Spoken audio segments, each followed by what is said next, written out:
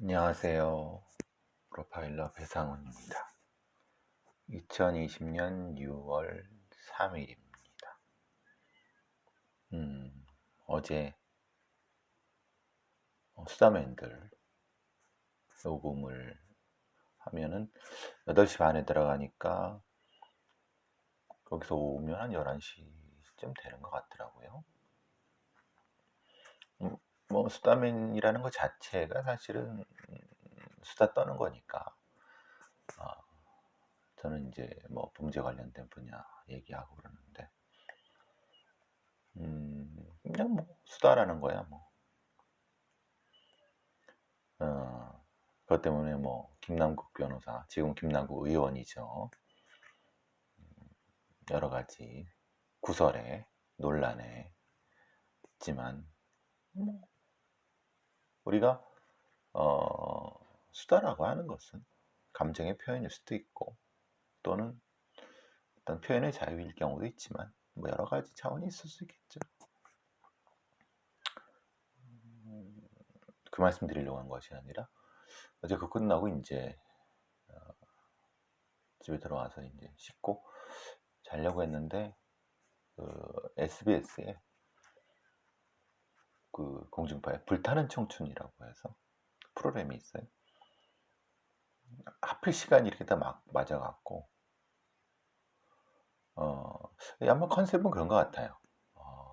이혼한 과거에 잘 나갔던 연예인들이기도 하고 뭐 아니면 이제 아직 결혼을 안 한 뭐 그 김광규 같은 사람 있지 않습니까? 탤런트 남자 탤런트 뭐 이런 사람들이라든가 이제 말하자면 40대 50대에서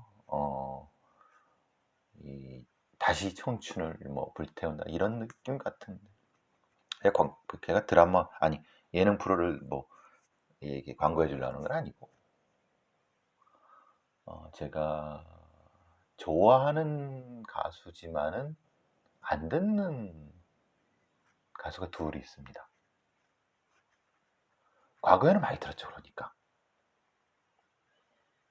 그 중 하나는 김광석이죠. 김광석은 물론 이제 그 영화 김광석 이상호 기자하고 해서 재작년 작년 뭐 한창 그것 때문에 이상호 기자는 명예훼손 그리고 지금 민사로도 1억 넘게 이제 물어줘야 될 그런데 사실 그것 때문에 되는 것이 아니라 김광석 스스로도 얘기했지만은 가수는 노래 따라간다고 삶이 대단히 비극적이지 않습니까? 그 전에는 동물원 전에는 운동권 가수, 민중가요 가수였고 그 장신동의 그 허름한 그리고 동물원 그 다음에 가수 활동하면서 그리고 이제 비극적 죽음. 사실 영화 김광석에 관련돼 갖고 제가 어떻게든 뭐 참여가 돼 갖고 그 전에는 엄청 많이 들었는 것 같아요 김광석 노래를.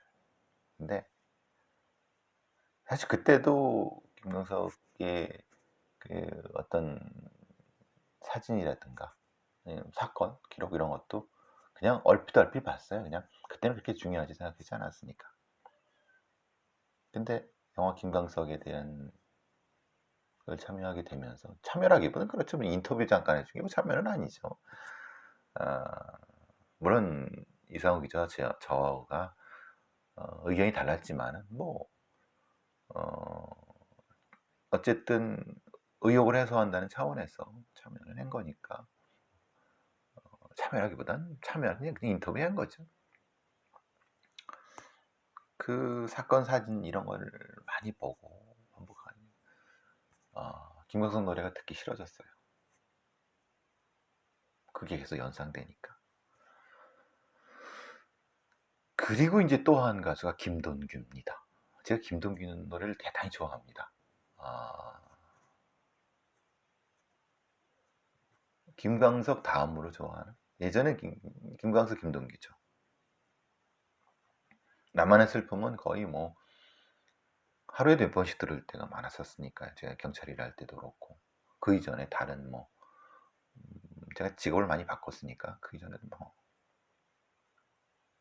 근데 언젠가부터 듣기가 싫어지더라고요. 왜? 아마 김광석이 얘기했던 가수는 노래 따라간다는 거 그것 때문에 그랬나? 그 뒤부터 그랬나?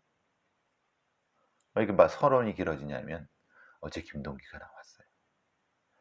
저는 사실 김동규가 015B 그 신인류의 사랑 이거 부른 사람인지 몰랐어요 진짜. 그러니까 나만의 슬픔만 알았죠. 근데 사실은 015B의 신인류의 사랑 음, 그거 그러니까 어떻게 보면 글쎄요 이게 뭐 저는 사실 어떻게 보면 직관력이 강하다고 하나 해야 될까요? 음, 아, 김동규가 이제 이쪽이 마비가 된 것 같더라고요. 마비가 된 게 아니라 이제 큰 교통사고를 당해갖고 죽다 살아난 거 아직도 여기 이 고무 이렇게 철심을 받고 아직 그걸 이제 빼지 못한 부모님 둘 다 돌아가시고 어떻게 보면 대단히 큰 불행이죠. 글쎄요. 악마가 그의 재능을 시기했을 수도 있는 거고 어제 그거 자기 전에 보면서 굉장히 생각이 많아지더라고요. 음, 김동규. 그 전에는 사실은 대단히 빠르고 감각적인 노래를 많이 불렀는데 그 나만의 슬픔을 굉장히 어떻게 보면 대단히 슬픈 노래잖아요. 깊이가 있고. 그러니까 결국은 가수는 노래 따라간다고 그렇게 된 거잖아요. 김광석도 그렇게 된 거고. 하여튼 굉장히 생각이 많았던 어제는 많았습니다. 진짜 생각이. 오늘 아침에 이제 경기호황쇼 녹음회를 가지 않으면은 사실은 음, 조금 더 생각을 더 많이 했을 텐데 일찍 일어나야 되는 부담감 때문에 오늘 그랬는데 그러다가 이제 하여튼 여러분 혹시 기회 되신다면 김동규의 나만의 슬픔을 한번 들어보세요. 근데 저는 이제 안 듣습니다. 나만의 슬픔. 그렇게 좋아했던 노래인데. 근데 김동규가 그렇게 개인적으로 엄청나게 안 좋은 일을 당한 줄 몰랐습니다. 어제 알았죠. 어제. 근데 느낌이라고 할까요? 굉장히 듣기 싫어지더라고요.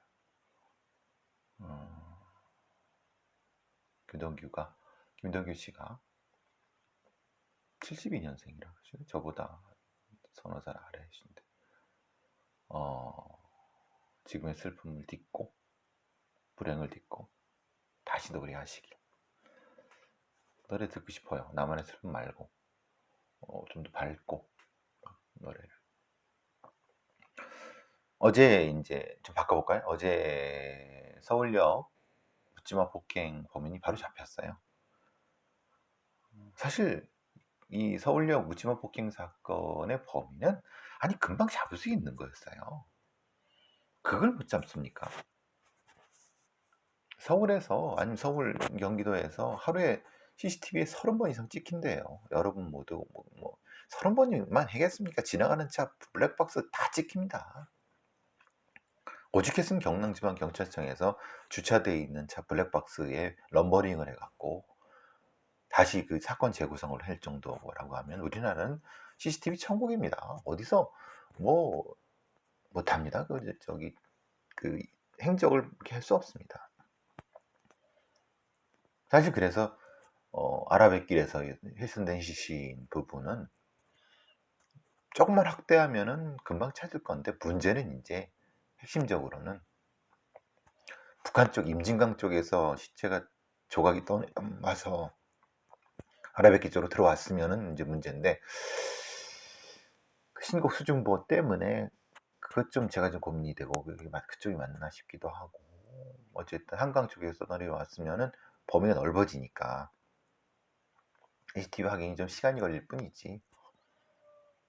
어쨌든 지금 이 서울역 폭행 범인은 실제로는 경찰이 그 그냥 루틴대로만 했으면 금방 잡을 사건이었어요. 근데 이 사건 자체가 어려워진 거는 서울역이라고 하는 공간이 예전에 철도 공안이라고 그랬죠. 그러니까 국토교통부 산하 철도 특사경 관할이기 때문에 112 신고를 했어도 다시 이제 관할로 넘겨주고 뭐 이런 과정 때문에 결국 그거는 어쨌든 특사경이나 경찰 둘 다 반성을 해야죠. 물론 경찰이 왜 반성하느냐, 넘겨줬는데 라고 해서 특사경 애들이 못한 거 아니야. 맞습니다. 특사경 애들이 못했지만은 첫 번째 출동한 112 애들도 상황을 봤을 때 좀 아닐 것 같으면 좀 여러 가지 면에서 뭐 좀 도와줬어야 되는데, 물론 거기까지 하긴 좀 어려웠다 하더라도 결국 보세요. 지금 언론에 나오고 그 피해자분이 SNS에 올리면서 여론화 되자마자 이틀 만에 잡았어요. 아니 생각해보세요. 서울역에서 15번 출구 서부역 쪽으로 나가는데, 그럼 그 시간대 CCTV 그 중간에 체크하면 그리고 옷 체크하고 그러면 그 시간 전에 금방 찾습니다. 그건 뭐 1시간도 안 걸립니다. 그거는 뭐, 그러니까 거꾸로 말하면은 그렇게 쉬운 사건을 왜 못했느냐, 거기에 대한 시스템적 반성이 필요한 거죠. 관할구 문제. 특사경들이 그렇게 사건을 단순 폭행 사건으로 생각해서 너무 안이하게 했다, 이런 부분들 분명히 반성을 하고, 혹시라도 징계할 게 있으면 징계라도 해야죠. 아니 혹시라도 아니라 징계할 사항이 있으면 징계도 해야 되고, 징계를 받아야 되는 부분이 있으면 당연히 그 사람들, 또 특사경들이 받아야 되겠죠. 그럼 이제 보니까 자본회를 보니까, 그러니까 서울역 환승센터 앞에 있습니다. 아시다시피 서울역 환승센터에 그 버스를 하는 그 앞쪽에 있습니다. 아니면 남대문 경찰서 앞에, 거기 앞에 서울역 광장 앞쪽으로 그 큰 길이 있죠. 거기에 찍힌 CCTV를 찾아낸 거예요. 아니 못 찾아낼 리가 없죠. 왜냐면 얘는 그 밝은 대낮에 다 활배고 돌아다녔으니까, 또 옷도 특이하고. 근데 보니까 지나가는 여성한테 일부러 치고 그 여성이 뒤로 훌칭하니까, 아니 이 피해자 말고요.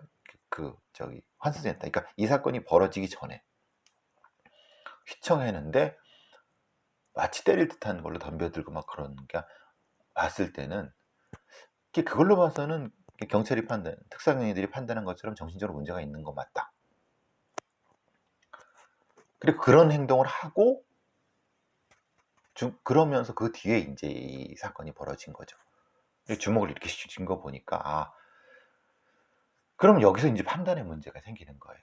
사실 강남역 화장실 살인 사건에서도 그 범인이 사실 정신적으로 문제가 있다, 이런 얘기를 많이 했었어요. 자기 스스로도 여성에 대한 부분이 있을 때 무엇인가 첫 번째 만나는 뭐 누구를 공격하겠다, 뭐 이게 머릿속으로 이미 그 계획된 무엇이 있는, 분노가 차 있는. 근데 그게 왜 하필 여성이었냐, 제일 약하고. 그 환승센터 앞에서 부딪힌 것도 약간 아주머니 같은, 좀 연세가 드신 분이었던 것 같아요. 근데 이 연세가 드신 분은 부딪힌 다음에 약간 피한 것 같아요. 만약에 조금 더 이제 뭐라고 했으면은 아마 이 주먹 상태를 봤을 때는 아마 날아갔을 수 있을 것 같다는 생각이 들어요. 그러면 이게 이제 여성 혐오냐? 음, 약자를 대상으로 한 무차별 폭력이라는 측면에서는 여성 혐오가 맞을 수도 있죠. 왜냐하면은 이미 이 범인 입장에서는 누구든 공격하려고 있는 상태였고, 눈에 보이는 상태에서 가장 약한, 남자는 부딪히지가 하지 않았으니까 그러니까 여자가 부딪히면 내가 한 방 된다라고 하는 이미 계획되어 있었다고 하면 머릿속으로. 근데 지금 얘 상태로 봐서는 아마도 이런 어떤 정신적인 문제, 그러니까 그게 조현병이든 뭐든 축적되었을 가능성이 있다는 거예요.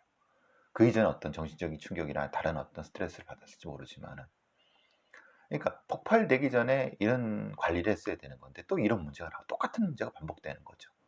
그러면 경증에 있는 스트레스와 분노 상태에 있는 국민을 미리 치료하고 어떤 조치를 취할 수 있는, 그럼 똑같은 게 반복되는 거예요. 서울, 그러니까 강남역 화정신살인 사건부터 시작해서 안인득부터 시작해서 왜 조기에 그 조치를 못했냐, 또 계속 뭔가 한 것 같은데 계속 반복되잖아요.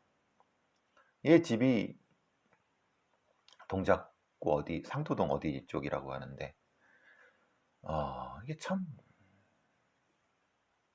이런 사람들과 이런 범죄에 대한 어떤 조치들이 계속 헛바퀴만 돌죠.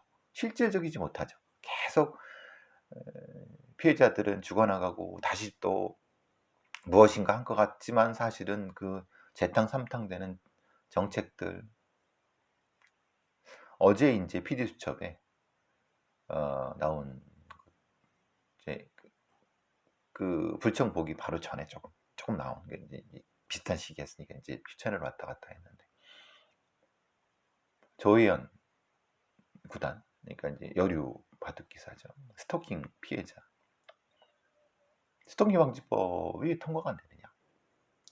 계속 그 발의는 되는데 법사위 문턱, 소위 문턱을 못 넘어가는 거예요. 그래서 제가 엊그제 말씀드린 것처럼 수석 전문위였던 뭐 하는 놈이 거기서 같이 떠들더라고요. 뭐 법 체계를 안 되느니, 뭐 적절하지 않느니, 뭐 이런 소리 떠들.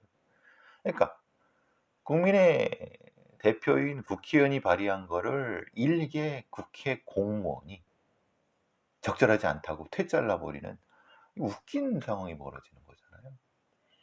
그럼 그 제도를 바꿔야죠. 아니 감히 어떻게 국민이 직접 선출한 국회의원이 발의한 거를 검토 보고라는 걸 통해 국회 공무원이 그걸 그냥 해서 소위에 올라가지 못한다. 거기서부터가 문제가 되는 거고, 기가 막힌 건 권성동이라는 인간이죠. 그런 법을 보지도 못했다는 거예요. 검사 출신이고 사실 뭐 채용 비리 때문에, 근데 이번에 다시 또 국회의원으로 당선이 됐지만은 참, 아휴, 말을 말죠. 권성동. 어쨌든 기본적으로 이제 국민의 의사와는 전혀 관계없는 진짜 필요한 법은 계속 폐기가 되는, 그러면은 결국은 방법은 상설국회, 그러니까 말하자면 늘 열려있는 국회, 그러니까 상임위 중심으로 늘 열려있는 국회에서, 그러니까 의무적으로 열어놓고 그 다음에 거기서 무엇이든 토의를 하고, 그 토의를 거꾸로죠. 지금은 항상 휴회 상태고 정기국회가 있고 임시회를 필요에 따라 여는 거예요. 거꾸로 돼야죠. 서구처럼 늘 열려 있고 필요에 따라서 휴회를 하는, 이런 게 돼야죠. 이게 일하는 국회를 그렇게 해야 되는데, 어쨌든 진짜 필요한 법이 지금 국회에서 낮잠을 자고 있는 상태에 대한 그 정확한 진단이 없는, 엉뚱한 데만 막 두지고 있는 그런 거 보면서 좀 갑갑했던 부분이었어요. 시급히 스토킹 방지법 하고, 아까 말씀드린 그 서울연부지법 폭행 그 사건처럼 정신적으로 불안한 사람들에 의해 조기 치료라든가, 그리고 공공장소에서 이 전혀 모르는 제3자를 공격하는 행위에 대한 가중처벌 및 사전 조치에 대한 법도 필요할 거라고 보여집니다. 사실 지금 그 스토킹 방지법이라든가 지금 이 법사위에, 그러니까 법에서 이런 법들이 통과 안 되는 거 보면 결국은 제가 늘 말씀드리지만 법률가의 중심, 그러니까 소위 말하는 변호사들 중심, 그러니까 소수의 법을 아는 사람들 중심으로 시스템이 짜여 있는 거예요. 기득권을 중심으로 짜여 있는 거죠. 그게 아니라 그를 견제할 수 있는 범죄 전문가 중심, 그리고 피해자 중심, 이 수사사법 또는 사법 시스템, 이런 것들이 정착이 돼야 되는 거죠. 지금은 아무리 이 입법청원을 하고 해도 상임위 문턱도 못 넘어가요. 거기다가 상임위 통과하면 법제사법위원회에서 통과도 안 돼요. 들어가지도 않아요. 그러니까 계속 계류 상태에서 파기되고 반복되는 거죠. 그러니까 결정적으로 우리의 어떤 이 시스템 자체를 바꿔야 된다. 전문가주의, 기득권이 아닌 전문가들, 그리고 피해자 중심. 이거는 지금 21대 국회에서 이건 지금 우리의 시대적 소명이 아닌가 싶습니다. 지금 상태에서는. 오늘 뭐 하는 김에 유우성 서울시 공무원 간첩단 조작 수사검사들이 이제 혐의 없음으로, 그러니까 아직도가 아니라 경고하죠. 검사들의 저 기득권은 경고하죠. 검사들한테 왜 수사를 못하게 해야 되는지, 한명숙 사건부터 시작해서 서울시 공무원 간첩단 조작 사건부터 시작해서 왜 검사들한테 수사권이 없어야 되는지에 대한 명확한 근거가 되는 겁니다. 증거를 조작하고 증거 조작을 방치하고, 이게 말이나 됩니까? 모해 위증 교사라니요. 검사들이 그것도. 그리고 또 거기에 빳빳이 들고 잘했다고 지금 변호사 짓 하고 아직도 검사 짓 하는 애들도 있다고 하는데, 이게 대한민국 현실입니다. 그래서 공수처가 필요하다고 하지만, 사실 저는 금태섭의 기본적인 생각은 동의합니다. 왜냐하면 결국 공수처도 수사 기소가 분리되지 않은 한 몸 아니냐. 그러니까 시스템적으로는 금태섭의 말이 맞아요. 그런데 과도기적인 어떤 실제 실행적인 면에서는 공수처가 필요한 것도 맞아요. 그러니까 이상은 분명히 수사 기소가 분리되어야 되는 건 맞는데, 그 이상을 실현할 수 있는 현실적인 방안으로서 필요하고로서의 공수처라는 것이 저나든가 아니면은 공수처 주장하는 사람들의 그 생각이고, 금태섭 전 의원은 이상적으로 수사 기소는 분리돼야 된다라고 하는 거고, 그런데 아무리 그걸 실현하기 위해서 공수처라고 하는 것은 그것이 붙어 있는 오히려 더 큰 악인데, 악을 척결하기 위해서 악을 또 들여야 되느냐, 뭐 이런 생각 같다는 생각이 들어요. 뭐 그 말도 저는 틀리다고 생각하지 않습니다. 그러면은 금태섭 의원의 현실화는 뭐냐 이 말이죠. 전 의원의 현실화는 없잖아요. 그러니까 아주 선한 행위자들을 바라는 거, 그거는 아니죠. 제가 늘 말하는 거는 사나운 개새끼가 있으면 그 사나운 개새끼가 지금 2마리가 있죠. 3마리가 있다고 쳐야 되나요?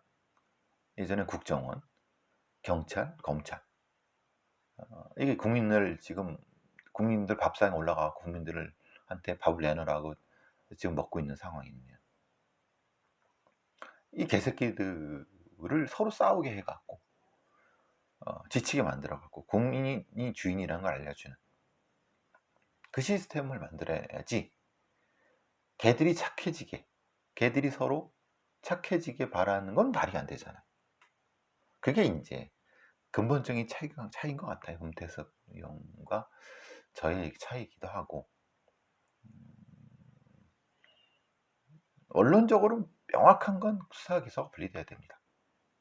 그리고 검사는 기소의 축소, 그리고 그 검사도 역시 선출직 정도가 돼야 되고, 판사도 역시 선출직이거나 아니면 다양한 형태의 임용 방안이 돼야 되는.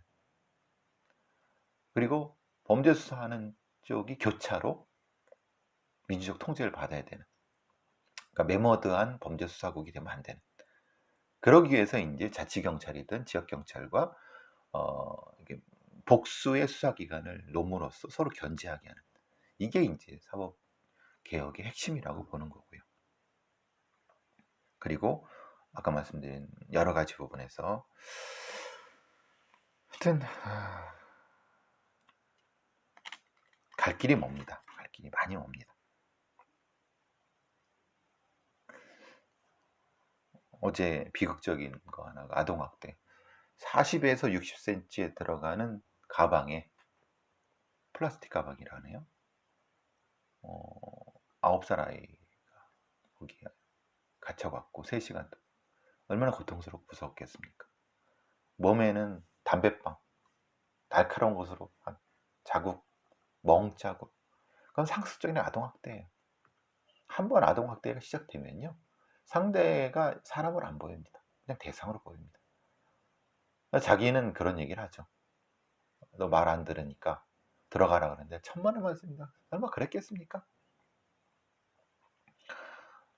지속적으로 때리고, 이게 뭐 불로 지지고, 뭐 칼과 날카로운 거, 흉기 같은 거를 이렇게 할 정도면은 애가 겁을 먹으니까 말 한마디 해주면 금방 들어가겠죠. 그 좁은데 어떻게 들어가겠습니까?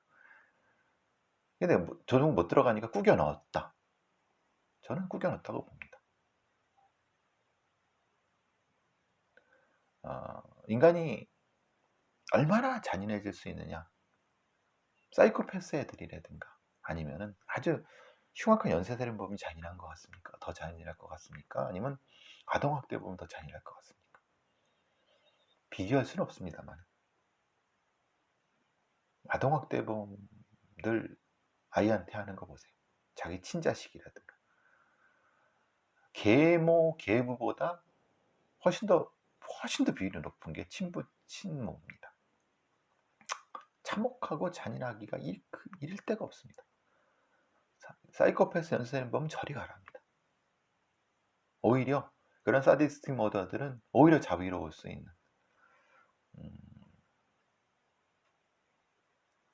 아동학대 근절한다고 벌써 몇십 년째 지랄을 해도, 생지랄을 해도 계속 반복되는 이유가 뭐겠습니까? 실질적이지 않아요. 지금 이 아동 같은 경우도 이미 위기가정으로 지정돼 갖고 아동학대 전문기관에서 주시했던 아이예요. 그 가정이에요. 근데 막지를 못했어요. 오히려 아동학대 보면 더 흉포해지고 더 포악해졌어요.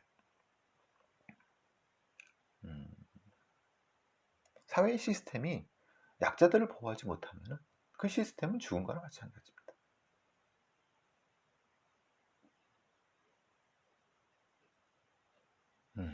오늘 아침 김동기부터 시작해서 아동학대까지 가서 좀 씁쓸하지만 어쨌든